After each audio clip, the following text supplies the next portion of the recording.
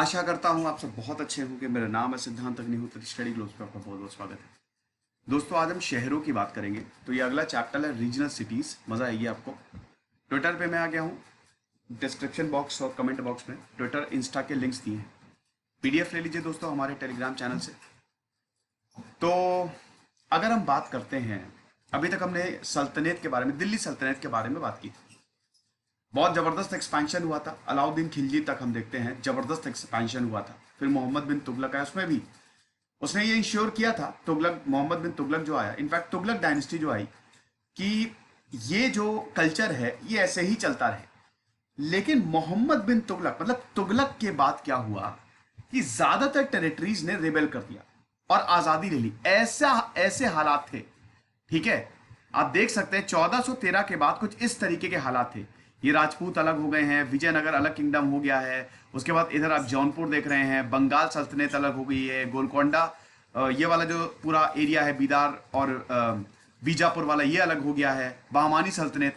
तो आप देख सकते हैं कि यहाँ पे देखो, जब भी स्ट्रांग रूलर नहीं होगा ना, मोहम्मद बिन तुगलक तक तो हम देखते हैं कि काफी स्ट्रांग रूलर। उसके बाद फिरोज शाह तुगलक जब आए, यकीनन इन्होंने भी शहर बनवाए और बहुत ही ज्यादा कल्चरली काफी मतलब पढ़े लिखे इंसान थे, अपनी ऑटोबायोग्राफी भी लिखी, लेकिन बहुत बड़े लीडर नहीं थे। ऐसा नहीं था कि जिस तरीके के अकबर थे या महाराज शिवाजी थे कि अकेले बल पे ही सबको हराते, ऐसे नहीं थे ये, ठीक है।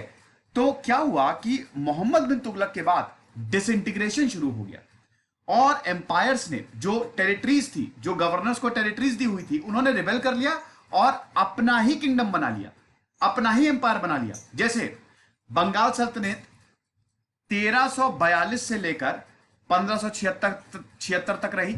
ये सब अपने अपने एम्पायर थे। मतलब हम ये देखते हैं कि मोहम्मद बिन तुगलक के बाद नए एम्पायर्स बन गए। जो टेरिटरीज दी गई थी उन्होंने आजादी ले ली, रिबेल करके अपना ही किंगडम बना लिया। मुगल तक रहा ये, जब तक अकबर नहीं आए। अकबर ने 1572 के आसपास, मतलब 1570 में, उसने सारे किंगडम को सबड्यू कर लिया था। तो अगर बंगाल की बात करें तो बंगाल सल्तनत अलग, ये बिल्कुल अलग हो गए 1342 से लेकर 1576 तक। बहमानी सल्तनत 1347 से लेकर 1518 तक ये रही। खानदेश 1382 से लेकर 1601 तक रही। मालवा 1392 से 1562 तक। गुजरात 1351 से 1583 तक। जौनपुर। तो ये सारे सल्तनत जो थे, विजयनगर 1336 से 1565 तक, ये सब जो थे जब तक, क्योंकि अकबर जब आया तो अकबर ने क्या किया कि सारे एम्पायर्स को जीत लिया। तो अकबर के समय तक ये सब अलग हो गए थे। तो ये जो 200-300 साल का पीरियड था, बहुत सारे नए नए शहर बने, रीजनल सिटीज बनी, नई कैपिटल्स बनी। और वो रीजनल सिटीज में कौन कौन बहुत ज्यादा इंपॉर्टेंट रहे, ये हम देखेंगे आज। जब भी इन्वेजन हुआ, जैसे तैमूर ने जब इन्वेट किया 1398 में, तो कुछ जो दिल्ली से सूफी थे, उन्होंने कुछ शहरों में शरण ले ली। वहां पे फिर सूफी कल्चर डेवलप होना शुरू हो गया। ऐसे रहा है। ये जो नए शहर बने, नई नई टेक्नोलॉजीज आई, जैसे इरिगेशन हो गया, water technology, agriculture, land settlement, सब हुआ। जौनपुर, गौड़, पांडुआ, बेदार, अहमदाबाद, ये नए शहर थे जो बने। और आज तक अहमदाबाद की बात करें तो गुजरात में सबसे इंपॉर्टेंट शहर है। अहमदाबाद में ही गांधीनगर आता है जो कि गुजरात की कैपिटल है। कुछ शहर तो आज भी बहुत ही ग्लोरीफाइड है, लेकिन कुछ शहर वक्त के साथ साथ वो खो गए। तो हम कुछ शहर की बात करेंगे जो बहुत इंपॉर्टेंट रहे हैं। सबसे पहले हम जौनपुर की बात करेंगे। आज जौनपुर यूपी में है, ठीक है, बड़ा शहर है, लेकिन इतना बड़ा नहीं है जितना पहले हुआ करता था। जौनपुर की ग्लोरी बहुत ही जबरदस्त थी। आप देख रहे हैं ना, ये है आपकी सल्तनत ऑफ जौनपुर। सोचिए, जौनपुर ने अपनी सल्तनत बना ली तो कितना बड़ा रहा होगा।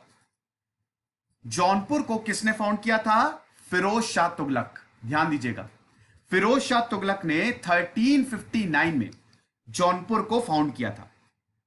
गोमती रिवर के किनारे है ये, और दिल्ली सल्तनत का ये बेस था, ठीक है। दोस्तों, हुआ क्या था कि जो दिल्ली सल्तनत के रूल थे, मैंने बताया ना कि यहां पे वीक हो गए थे, और उसके बाद शुरू हो गया था रिबेलियन, ठीक है। अब जब रिबेलियन शुरू हुआ तो उसमें से एक जौनपुर भी था। समझ रहे हैं? जौनपुर भी था। देखिए, जौनपुर को दिल इसलिए भी इतना इंपॉर्टेंट था कि बंगाल और बिहार में जब भी रिबेलियन होता था तो जौनपुर से ही इसको कंट्रोल किया जाता था, ठीक है। लेकिन जैसे ही दिल्ली सल्तनत कमजोर हुई, यहां पे जो ख्वाजा जहां थे, ख्वाजा जहां मलिक सरवार है, जिनको मोहम्मद शाह ने सुल्तान उस शर्क का टाइटल दिया, वो यहां के गवर्नर बना दिए गए। और जैसे ही यहां के गवर्नर बनाए गए, 1394 में इन्होंने आजादी घोषित कर दी, मतलब इसको आजाद कर दिया, सल्तनत ऑफ जौनपुर। जैसे ही फिरोज शाह का अंत हुआ, फिरोज शाह गए 1389 में, फिरोज शाह तुगलक गए। अब तुगलक के बाद, फिरोज शाह के बाद कोई आ ही नहीं पाया। देखिए 1320 से लेकर 1413 तक तुगलक डायनेस्टी रही, लेकिन 1320 से 1389 तक पावरफुल रूल रहा। इसमें तीन सबसे इंपॉर्टेंट कौन थे? गियासुद्दीन, जिसने फाउंड किया 1320 से 26, फिर मोहम्मद बिन, और फिर फिरोज शाह। तो ये तीनों 1389 तक रहे, लेकिन 1389 से लेकर 1413 तक बहुत बुरी हालत थी, क्योंकि ये जो आप देख रहे हैं ना हालात, ये सारे जितने भी ये किंगडम्स दिल्ली सल्तनत के अंदर से आजाद हो गए, ये 1394 से ही शुरू हो गया, ठीक है। तो 1394 में इन्होंने इस एरिया को आजाद कर दिया और इसको शार्की सल्तनत या शर्की सल्तनत जिसको बोलते हैं, SHARQY, 1394 में ये स्टैब्लिश हो गई। तो शर्की सुल्तान्स ने इस सिटी को एक अलग ही लेवल पे पहुंचा दिया। जौनपुर में बहुत बड़े कंस्ट्रक्टिव और आर्किटेक्चरल इनिशिएटिव जो है वो लिए गए। सिकंदर लोदी के पास आया फिर ये जौनपुर। सिकंदर लोदी आपको पता ही है कि अभी हम जौनपुर की बात करें, ध्यान दीजिएगा, सिकंदर लोदी आपको पता ही है कि सेकेंड रूलर थे लोदी डायनेस्टी के दिल्ली में। तो जौनपुर को उन्होंने और ज्यादा बढ़िया बनाया। सिकंदर लोदी ने, होता क्या था ना कि अटैक होते थे, सैकिंग हो जाती थी, तो भैया लोदी ने, अभी मैंने बताया ये शर्की सल्तनत थी, 1394 में बनाई गई थी, लेकिन सिकंदर लोदी का रेन 1489 से 1517 तक था। तो सिकंदर लोदी ने क्या किया कि जौनपुर को अपने कब्जे में लिया। अब भाई जब एक रूलर दूसरे शहर को अपने कब्जे में लेगा तो क्या करेगा? उसको बर्बाद करेगा। लेकिन इसको बर्बाद किया और दोबारा से इसको ग्लोरीफाई कर दिया, दोबारा से इसको बनवाया, ठीक है। बहुत कुछ डिस्ट्रॉय कर दिया था, लेकिन इंपॉर्टेंट बिल्डिंग्स और मस्जिदों को डिस्ट्रॉय नहीं किया था। फिर मुगल्स आए और मुगल्स ने तो फिर जौनपुर में बहुत सारे फोर्ट्स बनवा दिए। सिटी ऑफ जौनपुर में बहुत सारे मोहल्ला थे, 67 मोहल्ला थे, जिसमें से ईसापुर, बेगमगंज, मदर मोहल्ला, करार कोट, अटाला मॉस्क मोहल्ला, ये आज भी आपको मिलेंगे, आज भी सर्वाइविंग है। सोचिए 600 सालों से सर्वाइव कर रहे हैं। शर्कीज की बात करें तो ये great patrons of art and architecture थे। हम आप देखिए, हम इस शहरों में दो चीजें देखेंगे, सबसे पहले तो इतिहास छोटा सा, उसके बाद आर्किटेक्चरल प्लानिंग। अभी तक हमने जौनपुर का इतिहास छोटा सा देख लिया, अब हम देखते हैं इसकी आर्किटेक्चर कैसे था।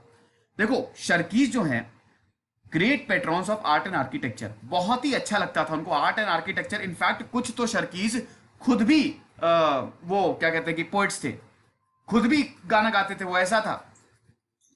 तो शुरुआत में तो जौनपुर जो है सेंटर ऑफ इस्लामिक कल्चर के रूप में उभरा। इस्लामिक कल्चर यहां पे जबरदस्त फला फूला, बहुत सारे आर्टिजन, और दोनों हिंदू और जैन और मुस्लिम सब यहां पे रहते थे। तो एक तरीके से एक एसिमिलेशन था। तैमूर ने जब इन्वेड किया यहां पे 1398 में दिल्ली सल्तनत को, दिल्ली को जब इन्वेड किया, तो बहुत सारे, देखो जब तैमूर का इन्वेजन हुआ ना, बहुत सारे सूफी जो थे, बहुत सारे लोगों ने जौनपुर में पनाह ले ली, ठीक है। अब जब इन सूफीज ने जौनपुर में पनाह ली तो भैया सूफीज यहीं रहेंगे। अब जब सूफीज यहीं रहेंगे तो क्या होगा? तो ये सेंटर ऑफ लर्निंग भी बनेगा। यही हुआ, नई प्रोविंशियल कैपिटल थी ये। और लेट 14th सेंचुरी तक शर्की सल्तनत की जो सल्तनत ऑफ जौनपुर थी, जौनपुर जो है शर्की की बहुत इंपॉर्टेंट कैपिटल रही है। मलिक सरवार ने एक्सपैंड किया, शहर को एक्सपैंड किया, फिर उस फोर्ट को दोबारा बनवाया और उसको बड़ी मंजिल का नाम दिया, और बाद में उसको कैपिटल को, मतलब वही दारुस सुरूर, the abode of the bliss का नाम दिया गया। जौनपुर किसके लिए फेमस है? अटाला मॉस्क के लिए, जो कि लेट 14th सेंचुरी में बनवाया गया था। हालांकि और भी बहुत सारे मस्जिद है जौनपुर में, ऐसा नहीं कि खाली अटाला मॉस्क है। स्क्वायर टेपर टावर्स आपको मिलेंगे यहां पे। जौनपुर का जो मॉस्क आर्किटेक्चर है वो कमाल का है। इसमें स्क्वायर टेपर टावर्स आपको मिलेंगे, सेंट्रल आर्क मिलेगा, डोम तो होता ही होता है, जितने भी आप मॉस्क देखेंगे बड़ा सा गुंबद वहां पे होगा ही होगा। कार्विंग बहुत ही खूबसूरत है। ठीक है, सिकंदर लोदी ने पार्शियली इसको डिस्ट्रॉय किया था, लेकिन बाद में इसको रिस्टोर किया। 1860 में मुंशी हैदर हुसैन ने इसकी ग्लोरी को रिवाइव किया। और अटाला मॉस्क के अलावा लाल दरवाजा मॉस्क और जामी मस्जिद भी आपको यहां पे देखने को मिलेगा। जैसा कि मैंने बताया कि शर्कीज जो थे, they were actually the torch bearers in the field of cultural development. गजब का कल्चरल डेवलपमेंट हुआ यहां पे, प्रोमिनेंट सेंटर्स ऑफ लर्निंग बने यहां पे। शाहजहां ने तो यहां पे जो सेंटर ऑफ लर्निंग है, ठीक है, जो यहां पे बहुत ही गजब के मदरसे बनाए गए, शिराज ए हिंद बोला था, ठीक है, इसको शिराज ए हिंद और दार उल उलम एबोर्ड ऑफ लर्निंग बोला था, जो दिल्ली को भी आउटशाइन कर सकता है। तो जौनपुर को एबोर्ड ऑफ लर्निंग बोला जाता था। यहां पे सूफीज आते थे, मैंने बताया ना, जब तैमूर ने इन्वेड किया तो सूफीज यहां पे आ गए। काजी शिहाबुद्दीन दौलताबादी, जिसको अबू फजल ने भी प्रेस किया है, वो यहां पे आए, अपनी विजडम और लर्निंग दी। सुल्तान इब्राहिम शर्की जो हैं, उन्होंने इनको मलिक उल उलेमा, चीफ ऑफ द लर्नेड का टाइटल दिया था, ये सब याद रख लीजिएगा। और इन्हीं को ही चीफ काजी ऑफ जौनपुर चुना गया। चिश्ती ऑर्डर जो है वो जौनपुर में सेटल हुआ। पर्शियन अवधि यहां पे फ्लरिश हुई, ठीक है, मतलब पर्शियन के अलावा अवधि भी यहां पे, जो लैंग्वेज की बात कर रहे हैं, वो भी यहां पे फ्लरिश हुई। शेख कुतबान ने यहां पे ही मृगावती, बहुत ही इंपॉर्टेंट है ना, जो हुसैन शर्की, जो शर्की सल्तनत के बारे में हमको सब कुछ बताती है। हमको कैसे पता चलता है? वहां पे जो कोर्ट पोइट्स थे, हिस्टोरियंस थे, वो इनके बारे में लिखते रहते थे। तो शेख कुतबान ने मृगावती 1503 में जो लिखी गई हुसैन शर्की के लिए, यहीं पे हुसैन शर्की की बात करें, म्यूजिक के लवर थे ये और लिबरल थे, ठीक है। हुसैन शर्की ने खुद बहुत सारी राग जो है इन्वेंट की है, 12 श्यांस और 4 तोड़ीज इन्होंने इन्वेंट किया है। हुसैन शर्की खुद एक पेंटर थे, तो जो खुद इतना आर्टिस्टिक है, उस शहर में आप खुद सोचिए कि एक शहर में मान लीजिए अगर कोई स्टेट है, आज की बात करें तो चीफ मिनिस्टर कोई पेंटर हो जाए या सिंगर हो जाए, तो उसी हिसाब से शहरों को बनाएगा। कल्चर को बहुत ज्यादा प्लेस मिलेगी, आर्ट एंड आर्किटेक्चर को बहुत ज्यादा प्लेस मिलेगी, समझ गए। तो ये था, ऐसे जौनपुर फलाफूल। हम बात करते हैं गौड़, होगा ये GAUD होगा, GAUR लिखा है, सॉरी, गौड़ और पांडुआ की। देखो गौड़ जो है वो बंगाल में है। बंगाल जो है वो हमेशा से प्रॉब्लम में रहा, प्रॉब्लम में इन द सेंस कि बंगाल को जीतना बड़ा मुश्किल था। यहां पे मुगल्स नहीं जीता है, लेकिन हमेशा बंगाल जो है वो आजादी ले लेता था, क्योंकि बंगाल में नदियां थी और बंगाल बहुत ही पावरफुल सेंटर भी था, ट्रेड यहां पे होता था। तो बंगाल सल्तनत हमेशा से काफी अमीर रही है।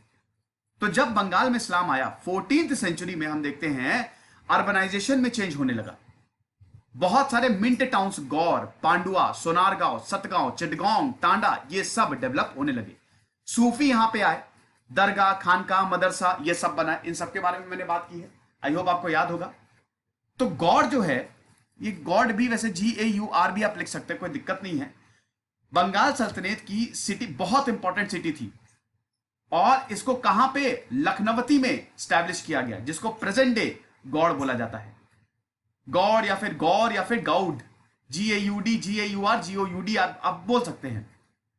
शुरुआत में ये पाला, जो पहले यहां पे पाला रूल करते थे ना, पाला की कैपिटल थी, लेकिन 1205 में पाला को आपको पता ही है, जितने भी शहर थे, पाला डायनेस्टी को मोहम्मद बिन बख्तियार खिलजी ने डिस्ट्रॉय कर दिया, जो कि घुरी सुल्तान का ही वसाल था, है कि नहीं। उसने कॉइन्स इशू किया 1205 में, जिसने ये फ्रेज था गौर विजया, ठीक है, गौर विजया, समझ गए। लक्ष्मणवटी या लखनवटी पालास के अंडर इसको बोला जाता था, बाद में इसको गौड़ बोला गया। ये कैपिटल बना रीजनल गवर्नर्स की, रूलर्स की, बहुत टाइम तक ये कैपिटल रहा, और आज भी इसको शमसुद्दीन इलियास के नाम से जाना जाता है। शमसुद्दीन इलियास ने लखनवटी का राजा अपने आप को घोषित कर दिया 1342 में। फिर 1352 आते आते 10 साल में उसने क्या किया, कंसोलिडेट करना शुरू किया, और सुल्तान ऑफ बंगाल अपने आप को प्रोजेक्ट किया, और यहीं से बंगाल सल्तनत स्टैब्लिश हुई। गौड़ हमेशा से ही एक इंपॉर्टेंट कैपिटल सिटी रहा है, ठीक है। ये चीज कई बार गौड़ को प्लंडर भी किया गया, लेकिन गौड़ को इसीलिए ऐसा बोला जाता है, जानबूझ के उसको प्लंडर किया जाता था ताकि नई तरीके से गौड़ को बनाया जा सके। गौड़ और पांडवा दोनों की हम बात कर रहे हैं। दोनों को ही फिरोज शाह तुगलक ने प्लंडर किया। तो 1437 में जब नासिरुद्दीन महमूद शाह आए तो उसने बंगाल की सल्तनत को जब अपने कंट्रोल में लिया। फिरोज शाह तुगलक जब आया तो उसने गौड़ को हटा दिया, गौड़ को कैपिटल नहीं बनाया था, लेकिन जब 1437 में नासिरुद्दीन महमूद आया तो उसने वापस गौड़ को कैपिटल बना दिया। और जब तक बंगाल सल्तनत रही है तब तक गौड़ इंपॉर्टेंट कैपिटल रहा है। फिर देखते हैं शेर शाह सूरी ने इसको पूरी तरीके से अपने कब्जे में ले लिया। ठीक है, फिर अकबर ने गौड़ को अपने कब्जे में, अकबर ने जब 1572 आते आते बंगाल को अपने कब्जे में लिया तो गौड़ भी इनके कब्जे में आ गया। अंग्रेजी ने इंग्लिश फैक्ट्री यहां पे सेटअप की गई, बाजार सेटअप किए गए। ठीक है, ये चीज था, बहुत इंपॉर्टेंट अर्बन सेंटर था। लेकिन बाद में, आज अब गौड़ का ज्यादा नाम नहीं सुनेंगे, बाद में इसको अबैंडन कर दिया और बाद में मुर्शिदाबाद हो गया, ढाका हो गया, राजमहल, ये इंपॉर्टेंट सेंटर बन गए। आर्किटेक्चर की बात करें गौड़ की तो आर्किटेक्चर कमाल का था। हमको स्टूडेंट और स्वयंपी लैंड देखने को मिलते हैं, नेटवर्क ऑफ रिवर्स था यहाँ पे भैया, एलुवियल सॉइल, क्योंकि बंगाल तो गंगा के किनारे है तो एलुवियल सॉइल आपको देखने को मिलेगी। फर्टाइल, हाईली फर्टाइल रीजन था, तो कई बार फ्लडिंग और ड्रेनेज भी हो जाती थी, मुश्किल हो जाती थी, लेकिन फिर भी क्योंकि इतना फर्टाइल रीजन था तो सब कुछ बढ़िया था, कोई दिक्कत नहीं थी। यहाँ पे बड़ी बड़ी बोट्स भी बनाए जाते थे क्योंकि पोर्ट है ना, ये गौड़ की कोस्टल लाइन है, तो बड़ी बड़ी जो लार्ज बोट्स है ना, बोट ट्रेडिंग भी होती थी और थ्राइविंग पोर्ट था। सिटी के पास गजब का पोर्ट भी था जहां से ट्रेड होता था। कमाल के मस्जिद और मदरसा बनाए गए और गौड़ जो है वो इस्लामिक सिटी को, जैसे इस्लामिक सिटी होती थी वैसे ही एकदम इसको बनाया गया। सिटाडेल, सिटाडेल समझते हैं ना, छोटे शहर, वो शहर जहां पे इंपॉर्टेंट फोर्ट्स होते थे, तो सिटाडेल जो है वो रिवर के पास ही था, मतलब नदी के पास ही बड़े बड़े किले, इसमें यहां मतलब जो मेन किला था वो बनाया गया। तो मेन गेट जो था वो फोर्ट का, उसको कहते थे दाखिल दरवाजा या फिर सलामी दरवाजा। और ये जो इनर फोर्ट था वो 2.5 स्क्वायर किलोमीटर लंबा था। 2.5 स्क्वायर किलोमीटर बहुत हो गया, इतना बड़ा तो यहाँ का किला राज भी है। सर्वाइविंग मॉस्क अगर गौर की बात करें तो 12 सोना है, जिसको नासिरुद्दीन नुसरत शाह ने 1525 से लेकर, जिनका रीन था 1525 से 1566 तक, उन्होंने बनाया था। ठीक है, ये चीज थी। जितने भी आर्किटेक्चर फोर्टिफिकेशन थे, लोकल ब्रिक्स का ही यहां पे यूज हुआ। तो लोकल ब्रिक्स, ऐसा नहीं कि ब्रिक्स को भी भाई ईंटें कहां से आएंगे, पत्थर कहां से आएंगे, बाहर से नहीं मंगवाई, सब लोकल यूज हुआ। तो जब तक बंगाल सल्तनत रही, लखनौटी यानी कि गौर बहुत इंपॉर्टेंट अर्बन सेंटर रहा, centre of trade, commercial activities सब यहां पे होती थी। पांडुआ की बात करें तो पांडुआ या फिर फिरोजाबाद जिसको बोला जाता है, उसको कैपिटल स्टेटस मिला था 1339 से लेकर 1437 तक, ये कैपिटल रहा था। यहां पे कुतुब शाही मॉस्क आपको देखने को मिलेगा, अदीना मॉस्क भी आपको देखने को मिलेगा। ये इंपॉर्टेंट प्रोमिनेंट मॉन्यूमेंट्स हैं, अच्छे खासे लोग यहां पे रहते थे और यहां पे भी ट्रेडिंग एक्टिविटी बढ़िया होती थी। यहां पे पांडुआ की बात करें तो यहां पे बाहर से ट्रेडिंग होती थी, रिवर और लैंड रूट बहुत बढ़िया थे। चाइना से यहां पे मर्चेंट्स आते थे और यहां पे रहते थे और ट्रेडिंग होती थी। चाइनीज एम्बेसीज आती थी यहां पे, बंगाल सुल्तान और चाइनीज एम्परर्स यहां से एक्सचेंज करते थे, ट्रेड होता था। तो गौर और पांडुआ ये दो बहुत इंपॉर्टेंट कल्चरल सेंटर्स भी थे। हुसैन शाही जो बंगाली के थे, मतलब जो बंगाली लैंग्वेज है, लिटरेचर यहां पे फ्लरिश हुआ। अलाउद्दीन हुसैन शाह जो थे और नसीरुद्दीन ने बहुत सारे यहां पे काम किए और इस समय बहुत सारे वर्क्स भी लिखे गए। मानस विजय हो गया, विजय गुप्ता का मानस मंगलम हो गया, यशोराज खान का कृष्ण मंगलम हो गया, ये सब इसी दौरान लिखे गए। वैष्णवाइट डिवोशनलिज्म, वैष्णवाइट का भी इमर्जेंस हम यहां पे देखने को मिलता है। गजब का हिंदू मुस्लिम का ब्लेंड था यहां पे, लोग दिवाली और होली भी साथ में मनाते थे, ऐसा था। अब हम कालपी पे आते हैं। अब यमुना नदी के किनारे था, जलाओ डिस्ट्रिक्ट में आता था यूपी के। आप देख रहे होंगे ये शहर शायद आपने, मतलब अभी बहुत छोटे हैं ये शहर जो है, अभी इनका कोई ज्यादा रेलेवेंस नहीं है। उस समय देखिए कितने बड़े थे, कितना गजब का इनका इतिहास रहा है। लेकिन जब तैमूर ने इन्वेड किया तब यहां पे सूफीज का आना शुरू हुआ।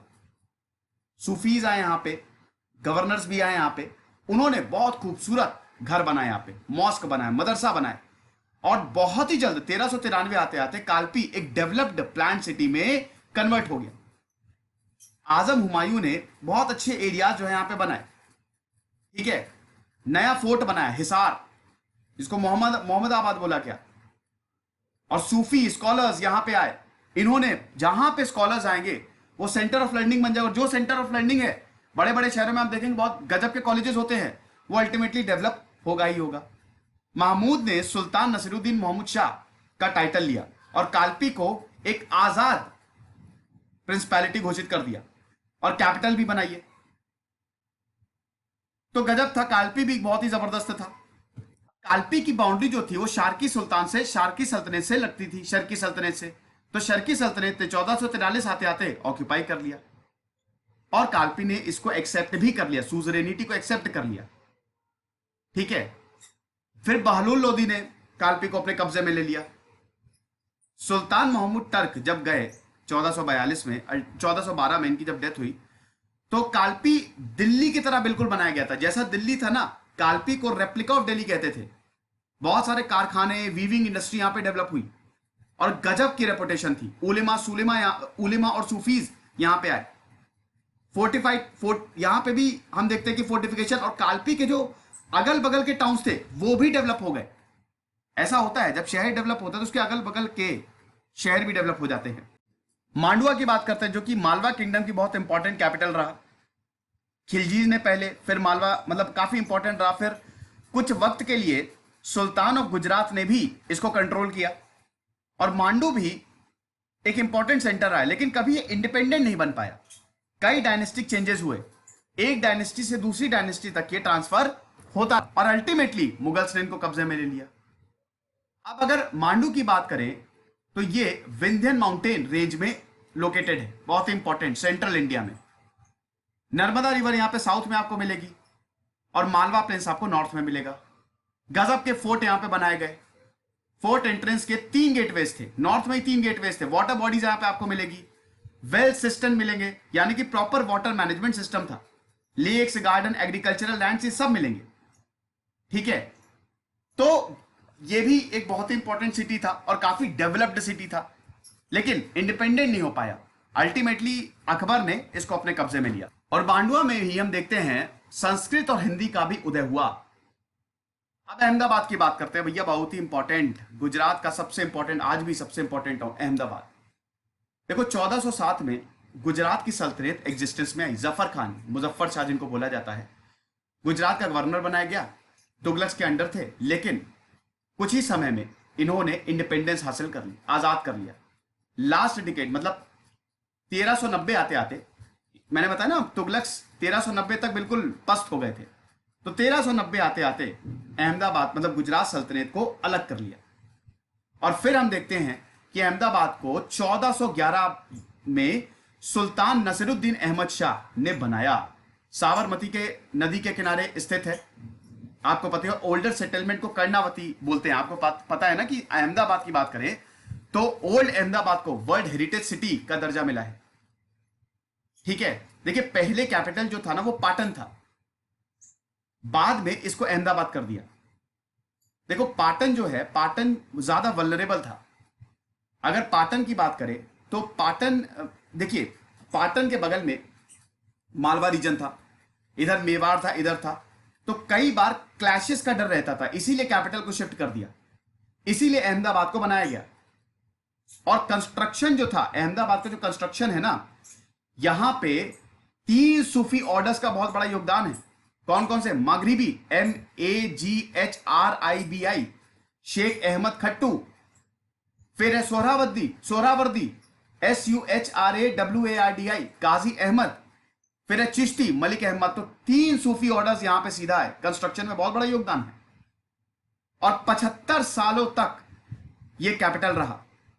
और फिर मोहम्मद बेगरा है, महमूद बेगरा ने चंपानेर शिफ्ट कर दिया। ठीक है, मतलब अपनी कैपिटल को चंपानेर शिफ्ट कर दिया और अहमदाबाद को मोहम्मदाबाद का नाम दे दिया। यहां पे भी थ्राइव करने लगा।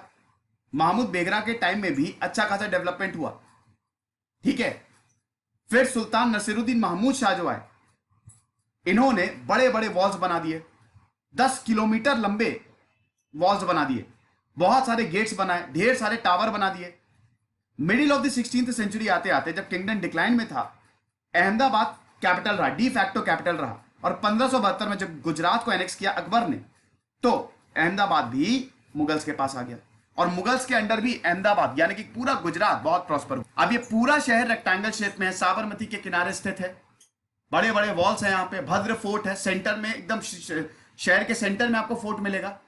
हालांकि ज्यादा चीज हमको नहीं मिलती है, सर्वाइव नहीं कर पाए, लेकिन अभी भी आप अगर पुराने शहर में जाएंगे तो आपको बड़े दरवाजे और फोर्ट मिल जाएंगे आसानी से। सेंटर ऑफ द सिटी में मस्जिद भी थी, जामी और अहमद शाह मस्जिद है, 2 गेट्स मिलते हैं। भद्र टावर्स और अहमद शाह मॉस्क तो आज भी खड़ा हुआ है। जामी मॉस्क में तो कम से कम 15 डोम और 260 पिलर्स हैं, इतना बड़ा है वो। 1445 में रानी का हजीरा भी कंस्ट्रक्ट किया गया। गुजरात सल्तनत में की बहुत बढ़िया चीज ये होती थी आर्किटेक्चर में, जाली सिस्टम बहुत बढ़िया होता था। जाली सिस्टम होता है ना, आप देखते होंगे छतों पे और विंडोज पे ऐसे जाली सिस्टम जो होता है बहुत ही खूबसूरत होता है। जाली सिस्टम के अलग अलग ज्योमेट्रिकल डिजाइन होते थे, और यहां पे वाइन लीफ फ्लावर्स जाली सिस्टम में ही डिजाइन कर दिया जाता था। सैंड स्टोन का यूज हुआ कंस्ट्रक्शन में, ड्रेस्ड सैंड स्टोन का यूज हुआ, बहुत सारे क्राफ्ट्समैन लगे। गजब का आर्किटेक्चर है अहमदाबाद की अगर बात करें तो। झरोखा, झरोखा जो बालकनी होती है, राजस्थानी आर्किटेक्चर में बहुत मिलता है झरोखा, वो भी एक इंपॉर्टेंट फीचर है गुजरात आर्किटेक्चर का, जो कि अहमदाबाद की बिल्डिंग्स में आपको देखने को मिलेगा, स्पेशली 3 दरवाजा में। तो अहमदाबाद एक बहुत ही इंपॉर्टेंट कमर्शियल और कल्चरल कैपिटल के रूप में उभरा। गुलबर्गा जो है वो फर्स्ट कैपिटल है बहामनीज की। 1424 तक गुलबर्गा रही, और उसके बाद 1424 के बाद अहमद वन ने गुलबर्गा के बाद बिदार को कैपिटल बना दिया। गुलबर्गा फोर्ट को निजाम शाह बहामनी ने बनवाया था। जामा मस्जिद आपको मिलेगा यहाँ पे, और अगेन फ्यूजन ऑफ सल्तनत और पर्शियन आर्किटेक्चरल फॉर्म्स आपको देखने को मिलेंगे। फ्यूजन है बेसिकली, बड़े बड़े पर्शियन आर्किटेक्ट जिसमें बहुत फेमस काजविन रफी हैं, इनको बुलाया, इन दोनों को बुलाया, और इन्होंने गुलबर्गा फोर्ट को डिजाइन किया। और गुलबर्गा जो है वो एक इंपॉर्टेंट प्रोमिनेंट सूफी सेंटर के रूप में भी उभरा। ताजुद्दीन फिरोज जो है उन्होंने चिश्ती सेंट हजरत गेसू दराज को यहां पे बुलाया और बोला कि आप सेटल हो जाओ। 1422 में इनकी डेथ हो गई, और गेसू दराज के फॉलोअर्स ने इसको कंटिन्यू किया फिर। तो एक इंपॉर्टेंट सेंटर ऑफ लर्निंग भी रहा है गुलबर्गा। बीदर की बात करते हैं। बीदर की बात करें तो गुलबर्गा के बाद बीदर 1424 में गुलबर्गा से कैपिटल बीदर हो गई बहामनी सल्तनत की। 1350 से लेकर 1424 तक रहा, लेकिन उसके बाद 1424 के बाद बीदर होगी कैपिटल। नॉर्दर्न प्लेटू के एज पे ये लोकेटेड है। गजब के डिफेंस है यहां पे। कल्याणी से क्लोज है, कल्याणी आपको पता ही है चालुक्यास की कैपिटल थी। और बहामानी कैपिटल 1512 में, मतलब 1424 से 1512 तक बीदर, और फिर से गोलकोंडा जो है वो शिफ्ट कर दिया। प्लानिंग और आर्किटेक्चर की बात करें तो यहां पे गलियों का बहुत अच्छे से आर्किटेक्ट किया गया है। हमको देखते हैं कि गलियों के अंदर गली मिलती है, ग्रिड ऑफ स्ट्रीट्स, ढेर सारी गलियां मिलती हैं जो इंटरसेक्ट करती हैं सेंट्रल क्रॉसिंग पे। गेट पंचर वॉल्स मिलते हैं हमको, और हर जगह से शहर में आप कहीं पे भी जाएंगे, उस समय आप कहीं से भी जाते तो आपको रास्ता मिल जाता, ऐसा है। गजब का इंटरकनेक्शन था। तो आर्किटेक्चर ऑफ बहामानी जो है उसमें पर्शियन आर्ट फॉर्म्स आपको देखने को मिलेंगे। ईरान और सेंट्रल एशिया से भी यहां पे इमाइग्रेंट्स है, सूफीज है, ईरानी एलिमेंट्स भी यहां पे आपको देखने को मिलेंगे। तो हम देखते हैं इन शहरों की हमने बात की तो इनका नेचर कैसा था। ये सारे रीजनल सिटीज थे। मिलिट्री, या तो यहां पे मिलिट्री बहुत जबरदस्त थी और ट्रेड रूट बहुत बढ़िया था, कमर्शियल सेटलमेंट्स थे, और वो सारे फीचर्स हमको देखने को मिलते हैं जो अर्बनाइजेशन के लिए चाहिए। रीजनल सल्तनत और अर्बनिटी ऑफ द सिटीज, ये 2 फीचर हमको सबसे इंपॉर्टेंट। क्लाइमेट टेरेन भी बहुत बढ़िया, ठीक है। कुछ तो पोर्ट टाउन्स थे ना, तो वहां से ट्रेडिंग भी बहुत बढ़िया होती थी, जैसे गौड़, ट्रेडिंग भी बहुत बढ़िया होती थी, खूब ज्यादा पैसा भी आता था। कुछ प्लैंड सिटीज थे। तो कहने का मतलब यह है कि ये रीजनल सेंटर्स बहुत इंपॉर्टेंट रहे हैं, और अर्बनाइजेशन में इनका बहुत बड़ा रोल रहा है। अब दोस्तों समरी की बात करें तो दिल्ली सल्तनत के बाद बहुत सारी रीजनल सिटीज आई, और जितने भी मैंने आपको शहर बताए ये बहुत इंपॉर्टेंट थे, क्योंकि यहां से ही यहां पे हमको एक तो आर्किटेक्चर के बारे में बहुत पता लगता है, और इतना खूबसूरत आर्किटेक्चर था, इससे यह पता लगता है कि अर्बनाइजेशन बहुत ही ऊंचे लेवल पे रहा, और इसका बहुत ही इंपॉर्टेंट मतलब डीप इंपैक्ट है। आज भी आप जाएंगे जब ये शहर ना, तो उस समय का इंपैक्ट देखने को मिलता है। बाद में यही आर्किटेक्चर जो था वो बहुत सारे शहरों ने लिया। सूफी लर्निंग सेंटर्स बने, यहां पे बहुत सारे सूफी जो है वो माइग्रेट किए। ये लेक्चर था दोस्तों रीजनल सिटीज पे। इन शहरों की हमने बात की। अब अगले पार्ट में हम टेम्पल टाउन्स को देखेंगे। कुछ रही पढ़ते रहिए। जैसे सिद्धांत अग्निहोत्री साइनिंग।